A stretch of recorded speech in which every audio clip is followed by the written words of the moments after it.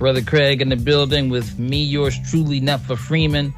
In February, questions started around DC Public Schools, DCPS, trying to get a food service contract approved after it had already been paying on it. Now, contracts over $1 million must be approved by the city council before any money is spent.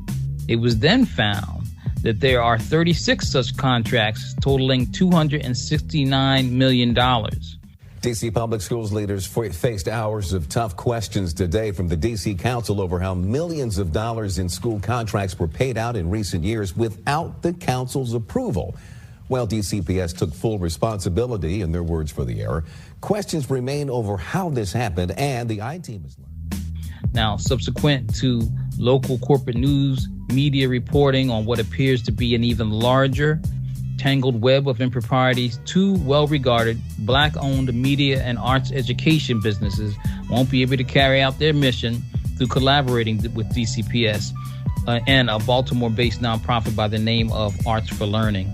A June 7th article in the Washington Informer by the People's Reporter, Sam P.K. Collins, shout out to Brother Sam, sheds more light on this. It's entitled, "In DCPS Procurement Scandal, Black-Owned Small Businesses Weigh In." Here with us is one of those Black-owned arts and education businesses, and no stranger to Voices with Vision, or WPFW, is Devin Walker of the Uncle Devin Show. Listen closely, you begin to hear the history of Africa.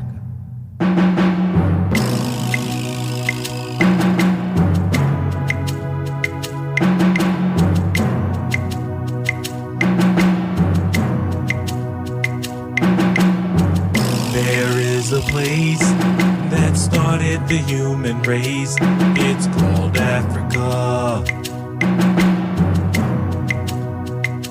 Brother Devin, welcome back to Voices with Vision. Always great to be home. Thank y'all so much for letting me be here. All right, now, Uncle Devin, you're a subcontractor and a CBE, I think that's Certified Business Enterprise, that's filed a complaint alleging that you were pushed out of the procurement process with DCPS, DC Public School System, and that your reputation has been damaged under false pretenses, and that fraud is being committed in the way that CBEs are not being included in contracts from DCPS the way that they're supposed to. Can you talk about your experience and explain how this DCPS contracting and subcontracting is actually supposed to work? Sure. Thank you for the question.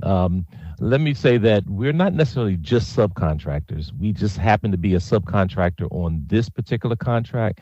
But as you mentioned, Certified Business Enterprises is established to be able to give businesses, small local businesses in DC, an opportunity to win contracts and to feed, to really feed their families like everyone else. DCPS, the public school system, issued a contract to Arts for Learning non-competitively. That means they didn't have to compete with anyone. We weren't even considered. No one else in the city was considered to be a prime contractor. But what happened is in DC, any contract over $250,000, there's a rule that says that 35% of that contract must be spent with a CBE, a small business here in DC. And so if an agency feels that there are not enough qualified CBEs, they can issue what is called a waiver memorandum to ask the city to waive the 35% request. And when that happens, that waiver is sent to all CBEs so that we can respond. Well, that's what happened here. That's how we first became aware of this contract. Not as a prime contractor, but when they were trying to waive the right for other CBEs to participate. So I immediately responded through their portal to say, hey, I'm more than eligible to do this work and I would like to participate. So did my colleague, Guerrilla Arts, Inc., Ashiru, also known as Gabriel Ben. He also indicated that he was interested. And that began to trigger the process where we started negotiations with the prime contractor, as Netfa mentioned, Arts for Learning of Maryland. And we started communicating with them about becoming a subcontractor. The total amount of this contract was $999,901. I want you to understand that this is a 6-week summer program for only 2 schools. And yet they were giving this organization from Baltimore, whose board of directors don't look like the demographics of DC, $1 million for work that doesn't cost $1 million. Okay, so that's just in a non-competitive situation too. Yes, absolutely. And so I began immediately communicating with the contract specialist for DCPS. His name is Yowovi Clovey. And as I began reaching out to him, he began sending emails saying, I'll even go back to one specifically, where after I sent him the email, he basically told me that it's too soon for me to be communicating with him, that he will communicate with us later. And that didn't make any sense to me. Every attempt that we tried to get information about the process, and definitely on my end, they did not respond to me. And even at a certain point, we'll talk a little bit more about this in a minute, Arts for Learning just cut off any type of communication with us to be subcontractors. But at the end of the day, the Department of Small and Local Business Development, who oversees the CBE program, indicated that there were 2 reasons why they granted the waiver of the 35%. And the first reason was that they said that CBEs, speaking of myself, speaking of Guerrilla Arts Inc. and others, were non-responsive. Now, they could have said almost anything, but the last thing that they can say was that we were not responsive. And so I filed a fraud complaint against them, provided them with 7 attachments of showing every example of me reaching out to them and every example of them telling me that I should not be in contact with them at that time. They could have said almost anything, but they chose to use that as the first reason to grant the waiver. The second is that nonprofits are exempt from participating in the 35% subcontracting requirement. So, and that is part of the law. And DCPS didn't even know that law. Had they known that, they didn't even have to submit the waiver request. But they told us that we can go ahead and start negotiating with them for the 35%. And that's what we were doing. So when they indicated that we weren't not responsive, they intentionally provided false information for the purposes of receiving a financial gain for Arts for Learning of Maryland. This sounds like some cronyism stuff in here, and maybe you can explain a little bit more about that. But can you explain more about the certified business enterprise, like what it does? What does the Department of Small and Local Business Development have to do with it, and how is it involved with the DCPS contracts? So in theory, the program is great. Back in the day, they called it set-aside programs.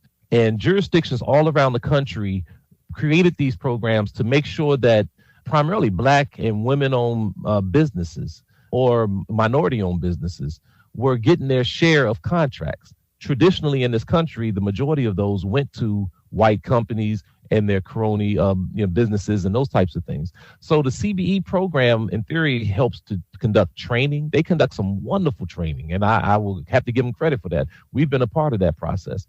But when it comes to the CBE program, they're supposed to be the overseers to ensure that contractors are utilizing CBEs.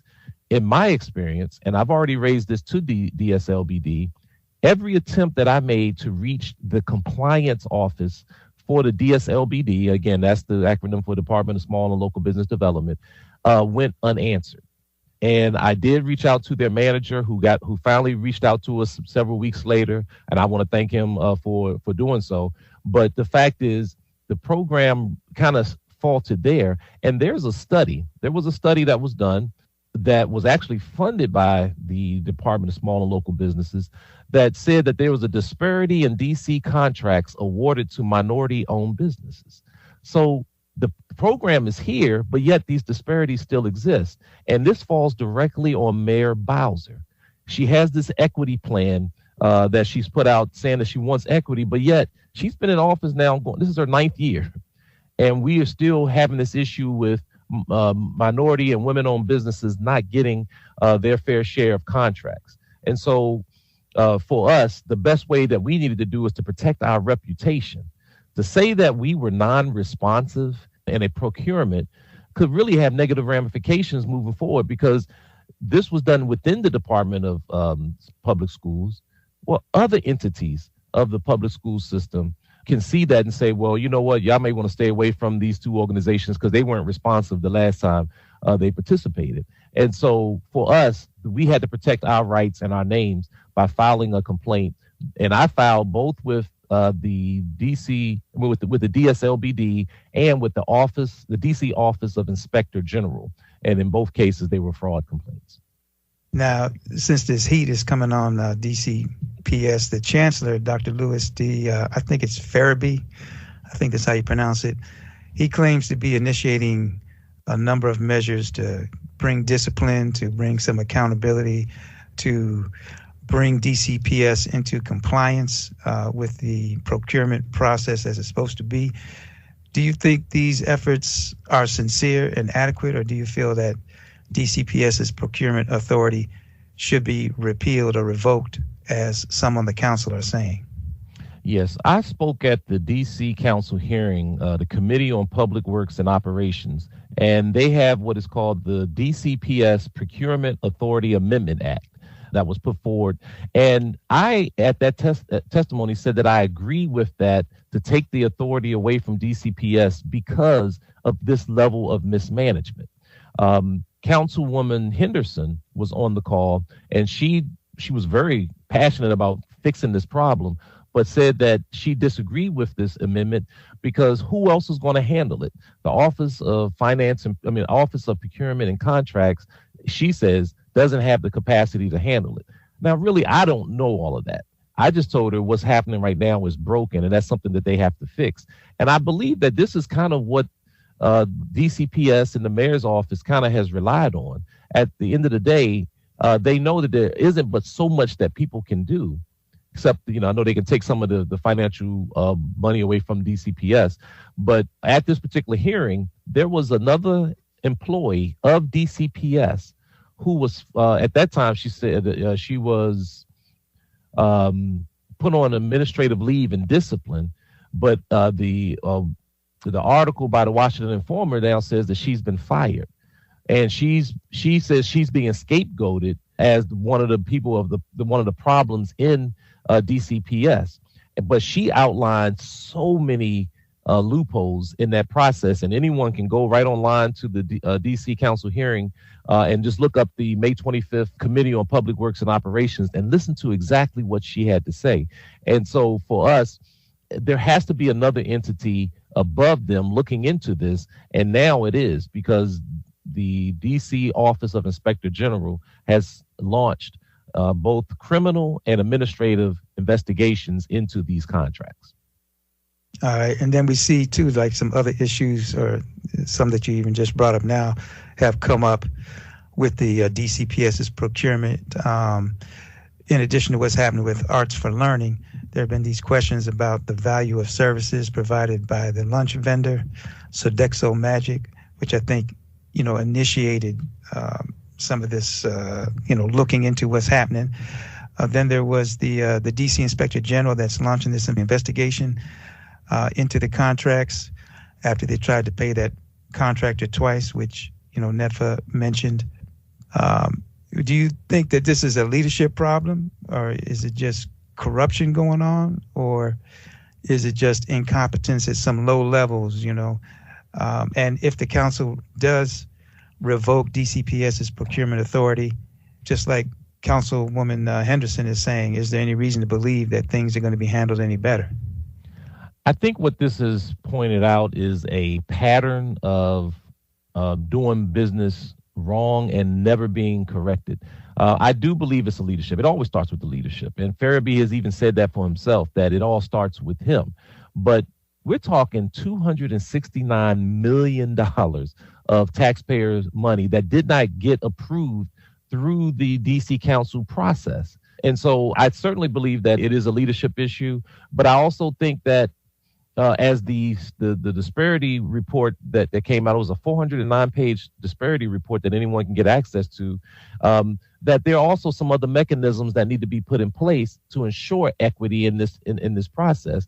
And those are some of the things that were lacking in the mayor's racial equity plan that she issued some time ago.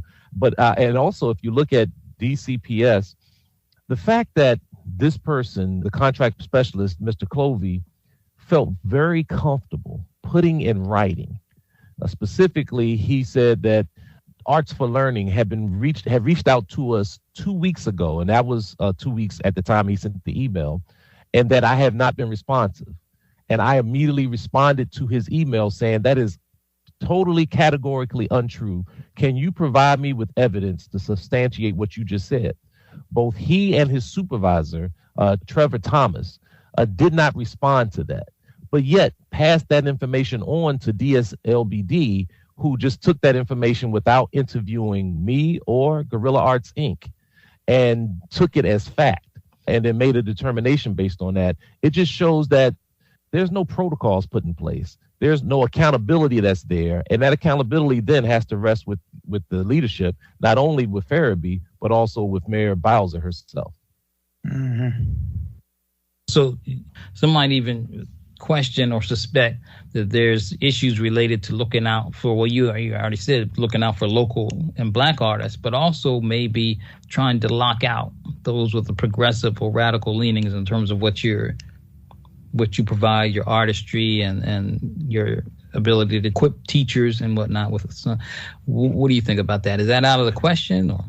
No, it's certainly not out of the question, and that's something that needs to be looked into. Now, this is my first time being involved in a procurement process to this extent, so I can't speak to some other situations. I do know, though, that there was another young lady that filed a complaint, that also testified at the hearing, the May 25th hearing, Lavanya Pateau, who also was mentioned in the article by Washington Informer, who also digs deep and just shows the corruption that happened to her company. And it is a matter of cronyism. I don't know, I can't say it's based on her politics.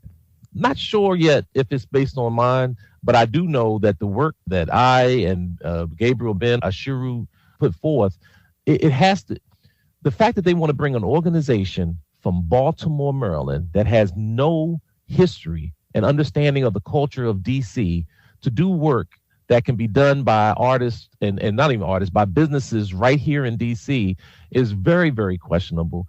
Giving them close to $1 million. I will say this. I think at the end of the day, it's all about money. And I wouldn't be surprised later on if we find that there's some type of kickbacks going on, because Arts for Learning told us very specifically during our interview, in negotiations, that they too were shocked about this whole process. They specifically said to me that this was the first time that they heard about the subcontracting process, and that when they found out that it was me, they were, quote, blown away. Now, you have to understand, I used to be on the artist roster of Arts for Learning for 6 years before I left because of the low pay that they provide to teaching artists. I said it in a public forum with them. I tried my best to try to help them to understand how they were working with folks, and but so I have a very clear, understanding of how they work. But they also told me that they were also shocked when the contract was only for $999,901. That's $99 short of $1 million. They told us that they had bidded somewhere close to $1.4 million. Well, we now know, and I suspect that they manipulated the numbers to make it just below the $1 million threshold in order to avoid review by the DC City Council. So the level of corruption and manipulation that's going on here is definitely there. I'm almost certain that it has to have some personal aspects to it.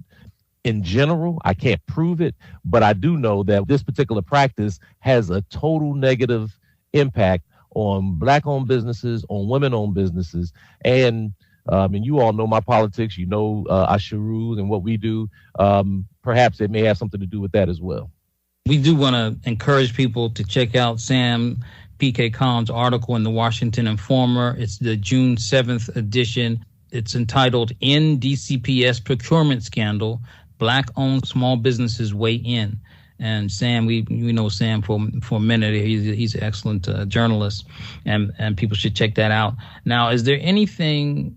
I mean, we could talk about a lot more things, but I'm wondering, if there's anything that jumps out at you that you think our listeners need to know that we may not have asked you.